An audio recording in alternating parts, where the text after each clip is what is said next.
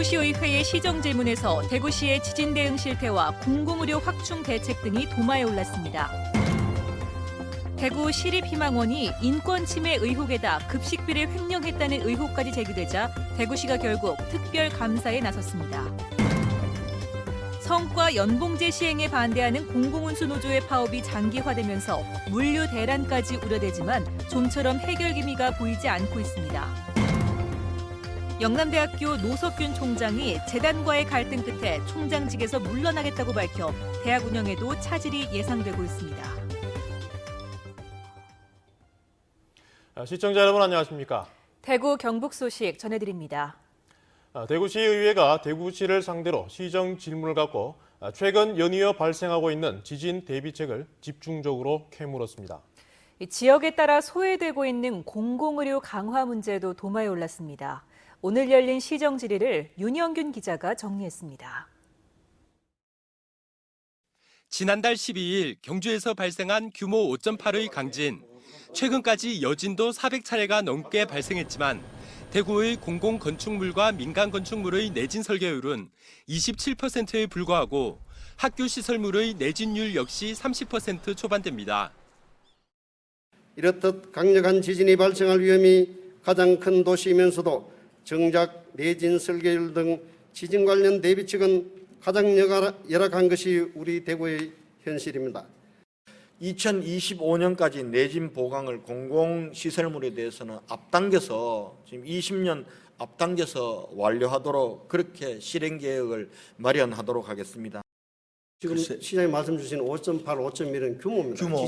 지진의 규모고 예. 진도의 진도는 우리가 그때 대구 온 거는 6이고 그때 5.1, 5.8이 왔습니다만 대구에서 느껴지는 것은 4로 알고 있습니다. 알고 있기 때문에 예. 배지숙 의원은 대구의료원이 서구에 있다 보니 동구 주민의 2% 정도만 대구의료원을 이용하고 있다며 혁신도시나 안심 쪽에 제2 대구의료원을 설립해야 한다고 주장했습니다. 대구 전 지역의 기초생활수급자 등 저소득, 의료 취약 계층에 대한 의료 안전망 기능을 제대로 수행하기에 역부족이므로 시장으로서 그렇게 필요하다고는 보지 않습니다. 그러나 전체적으로 한번 제2대구원의 설립이 필요한지 또 전문가적 수준에서 이 타당성은 있는지. 이 밖에 5분 발언을 통해 대구시 의원들은 성서와 북구 칠곡지구 지역응급의료센터와 강북소방서 설치 필요성과 도심 공기질 측정 강화 방안 등의 대구시의 입장과 대책을 따졌습니다. MBC 뉴스 윤영균입니다. 태풍 차바로 경주와 포항에서는 하천 둔치에 주차해둔 차량 수십 대가 물에 잠겼습니다. 태풍이 예고됐는데도 왜 사전 조치가 되지 않아 이 같은 사태가 벌어졌는지 박상환 기자가 취재했습니다. 갑자기 쏟아진 물폭탄에 하천 둔치에 주차해둔 차량 수십여 대가 물에 잠겼습니다. 긴급히 차량을 이동시키러 온 차 주인은 애가 탑니다. 연락 못 받았습니까? 예, 일하느라고 현장에 일하느라고 못 받았습니다. 하루가 지나 물이 빠지고 난 뒤에야 침수된 차량을 건져 올립니다. 온통 흙을 뒤집어 쓴 차량에서는 아직도 물이 뚝뚝 떨어지는 등 태풍이 남긴 상처는 컸습니다. 포항 냉천 둔치에서는 20대, 경주 서천 둔치에서는 59대 등 모두 79대의 차량이 물에 잠겼습니다. 특히 둔치 주차장에서 피해가 큰 만큼 사전에 이동했더라면 피해를 막을 수 있었습니다.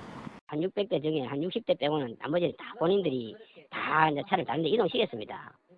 이동시키고 남은 차가 이제 그건데 그 사람들은 이제 주로 무단 방지차도 있고 또 뭐 외국 가신 분도 한두 분 계시고.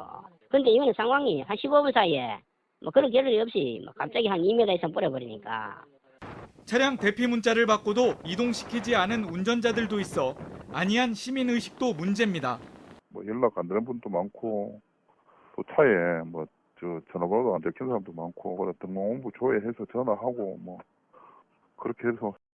침수 차량은 가입한 자동차 보험을 통해 보상을 받을 수 있지만 자기 차량 손해담보가 가입돼 있어야 합니다. 다만 차를 놔둔 곳이 주차 공간이 아닌 주차하기 부적절한 곳이었거나 창문이나 썬루프가 열려 있었다면 보상을 받지 못합니다. MBC 뉴스 박상환입니다. 경상북도에 따르면 제18호 태풍 차바로 인해 경주에서는 1명이 숨지고 1명이 실종됐습니다. 포항과 경주에서 주택 침수 76동, 농경지 774헥타르, 차량 침수 79대, 경주 간포의 육상 양식장 1200여 제곱미터가 침수와 붕괴 피해를 입었습니다. 국도와 지방도 9곳, 지방하천 9곳, 소하천 8곳이 유실됐고 경주시 양남면 4개 마을 60가구가 단전돼 복구가 진행되고 있습니다. 성과연봉제에 반대하는 공공운수노조의 파업이 열흘째 이어지고 있습니다. 다음 주부터는 화물연대까지 파업에 합류하기로 했지만 좀처럼 해결의 기미가 보이지 않고 있습니다. 보도에 신병철 기자입니다. 국정감사가 열리는 대구지방고용노동청 앞. 지역 공공운수노조원 1,500여 명이 성과연봉제에 반대하는 대규모 집회를 열었습니다. 이들은 성과연봉제가 일자리 위협은 물론 공공서비스의 질까지 떨어뜨려 결국 국민에게 큰 피해를 줄 것이라고 주장하고 있습니다. 정부는 여전히 이번 파업을 불법으로 규정하고 강경 대응을 고수하고 있습니다. 하지만 법무부와 고용노동부조차도 이번 파업의 목적이 근로조건과 관련돼 있어 불법성 여부는 신중한 접근이 필요하다고 밝힌 내부 문건이 알려져 논란이 일고 있습니다. 완전한 합법입니다. 중동이나 국가인권위원회나 그다음에 국회 인권조사처까지 합법적이라고 얘기를 하고 있음에도 불구하고 양대 노총은 야당에게 국회 내에 사회적 논의기구 구성을 요청하면서 성과연봉제 정책이 유보된다면 총파업을 중단하겠다고 밝혔습니다. 공공운수노조의 파업으로 철도는 KTX를 제외한 일반 열차의 운행률이 평소의 60%, 화물열차는 30에서 40% 수준으로 감소하는 등 파행 운행이 계속되고 있습니다. 대체 인력의 피로가 계속 누적되고 있어서 파업 2주째를 맞는 다음 주부터는 상황이 더욱 심각해질 것으로 예상됩니다. 실질적인 영업 차질이 생길 수밖에 없는 수송 노수량은 정상적인 형식 수준보다 17% 정도 줄었습니다. 오는 10일에는 공공운수노조 화물연대본부가 총파업을 예고하고 있어 물류대란이 현실화될 것이라는 우려감이 높아지고 있습니다. MBC 뉴스 신명철입니다.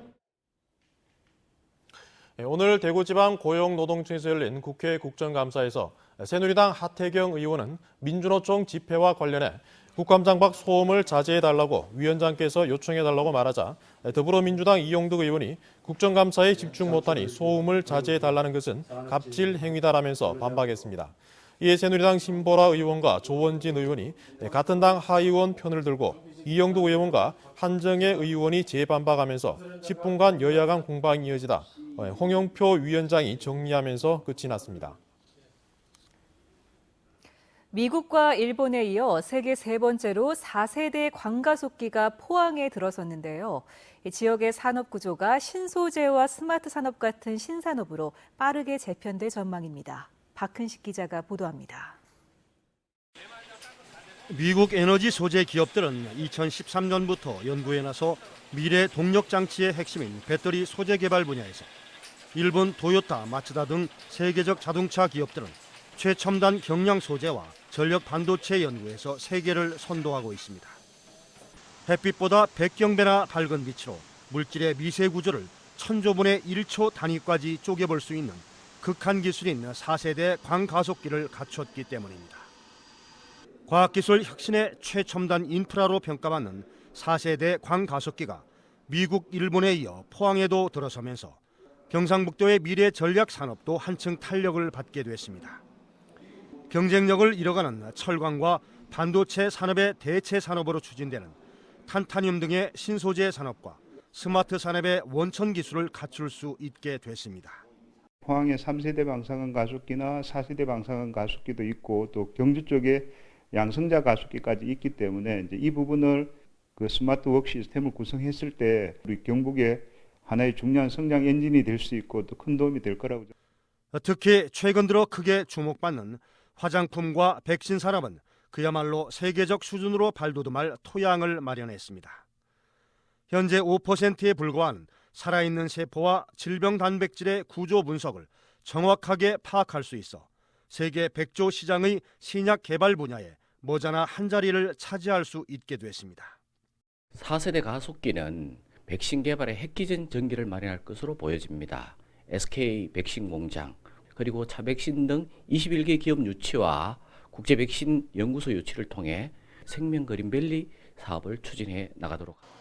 도청 이전과 함께 미래 첨단 산업으로 추진이 본격화된 도내 산업 구조 재편에 가속도가 붙고 있습니다. MBC 뉴스 박근식입니다. 임기 약 4개월을 남기고 영남대학교 노석균 총장이 재단과의 갈등설 가운데 총장직 사의를 표명했습니다. 재단에서 요구한 교직원 징계를 받아들일 수 없다며 본인이 책임지겠다고 밝혔습니다. 보도에 도성진 기자입니다. 학교법인 영남학원은 올해 초 영남대학교 특별감사를 실시했습니다. 최근 감사 결과에서 약학대학 신축 건물 위치 변경을 재단에 사전에 알리지 않은 점과 비등록금 예산 운영 등을 지적했고 교직원 4명은 중징계를 요구하고 총장 문책은 유보를 결정했습니다. 신분상 조치에 대해서 이제 일정 기간 유보한다고 그렇게 저희들이 이제 통지를 했습니다. 그 이제 책임에 대해서 학사 운영의 안정성을 이제 고려해서. 노 총장은 학교를 위해 일했지만 재단 측과 소통이 부족했던 자신의 탓이라며 책임을 지겠다고 밝혔습니다. 관리이기 때문에 별 생각 없이 했다는 것. 그다음에 우리 규정을 나름대로 우리가 조금 융통성 있게 해석했다는 것. 막 그런 것이 저희들의 오류라고 볼 수 있습니다. 4년 임기 가운데 약 4개월을 남긴 노 총장은 재단과 갈등은 없다고 밝혔지만 대학 구조개혁 평가에서 최고 등급을 받고 대형 재정 지원 사업인 프라임 사업에 선정되기도 했다며 재단 측 조치에 아쉬움을 나타냈습니다. 재단 측은 오는 18일 정기 이사회에서 노 총장 사퇴권을 논의할 예정입니다. MBC 뉴스 도성진입니다. 장애인과 노숙인 보호시설인 대구 시립희망원이 인권 침해와 회계비리 의혹에 휩싸였는데요. 인권위원회와 국회까지 진상조사에 나선 가운데 이번에는 이중장부 작성 등을 통해 노숙인 지원 급식비를 횡령했다는 의혹이 제기됐습니다. 김은혜 기자입니다. 시민단체가 공개한 희망원의 식재료 구매 자료입니다. 시민단체는 킬로그램당 18,500원인 유구가 23,000원으로 부풀려 공급됐고 절인 김치는 실제 납품되지 않았는데도 210kg이 공급된 것으로 돼 있는 등 희망원이 공급업체와 짜고 단가, 수량을 조작하거나 허위 청구한 정향을 확인했다고 밝혔습니다. 제보된 문서로 분석된 것만 월 평균 3천만 원, 연간 4억 원이 횡령됐다는 의혹이 제기됐습니다. 지난 9월 공급업체가 식재료 납품액을 4,400만 원 부풀려 청구했다는 희망원 재단 감사 결과보다 무려 10배 가까이나 차이가 있습니다. 4,400만 원의 횡령이 유통업체가 횡령한 걸로 드러난 건데요. 재단 자체의 감사가 이런 어떤 비자금 조성 의혹을 은폐하려는 그런 재단 감사가 아닌가 하는 의구심을 갖게 합니다. 희망원 측은 제보 문서의 신빙성이 떨어진다며 횡령은 없다고 주장했습니다. 이게 우리 안에서 나온 자료는 아닌 것 같다. 그래서 여기에 대한 근거를 우리가 정확하게 확인을 하니까 거기에 대해서는 더 이상 이야기를 안 한다고 이야기하시고, 그래서 저희도 국감에서도 얘기했듯이 수사 의뢰할 용이 있다. 그래서 우리도 명백하게 밝히고. 생활인 사망, 폭행 등 관리 부실, 급식비 횡령 등 각종 의혹이 불거지자 결국 대구시는 특별감사에 나섰습니다. 시청별관에 특별감사장을 만들고 제보 접수 창구도 다음 주부터 운영할 계획입니다. 운영 실태에 대해서는 감사관실에서 직접 감사한 적은 없고 보건복지국에서 감사를 해왔습니다. 복지국에서 감사를 했는 것이 어떻게 감사되었는지도 이번에 관련 자료를 받아서 확인을 하겠습니다. 한 해 90억 원의 예산을 지원하고도 손을 놓고 있었던 대구시의 뒷북 감사라는 비난도 일고 있는 가운데 국가인권위원회도 다음 주에 추가로 현장 조사에 나서는 등 희망원을 둘러싼 의혹이 끊이지 않고 있습니다. 한편 시민단체의 기자회견과 대구시 특별감사 발표 이후 희망원에서 회계자료 등 각종 문서를 파기했다는 의혹이 시민단체와 희망원 내부에서 제기됐지만 희망원 측은 파기한 문서는 생활인 개인정보가 담긴 서류였다고 밝혔습니다. MBC 뉴스 김은혜입니다. 대구국제오페라 축제가 오늘 시작했습니다. 달빛 동맹을 맺은 대구와 광주가 함께 무대에 올린 개막작 라보엠을 시작으로 앞으로 한 달 동안 오페라의 진수를 선보입니다. 보도에 양관희 기자입니다. 오페라 역사상 가장 완벽한 작품으로 꼽히는 푸치니의 라보엠으로 축제의 막이 올랐습니다. 달빛 동맹으로 교류를 확대하고 있는 대구와 광주가 함께 제작하고 세계 무대에서 활동하는 음악가들이 캐스팅돼 더욱 주목받고 있습니다. 또 대구와 광주의 합작품이라는 또 그런 영광스러운 자리에 함께하게 돼서 너무 반갑고 기분 좋은 일입니다. 우리네 근데 회상과 추억을 또 이렇게 모든 사람들이 함께 공감하면서 그렇게 볼 수 있는 작품이라고 저는 생각합니다.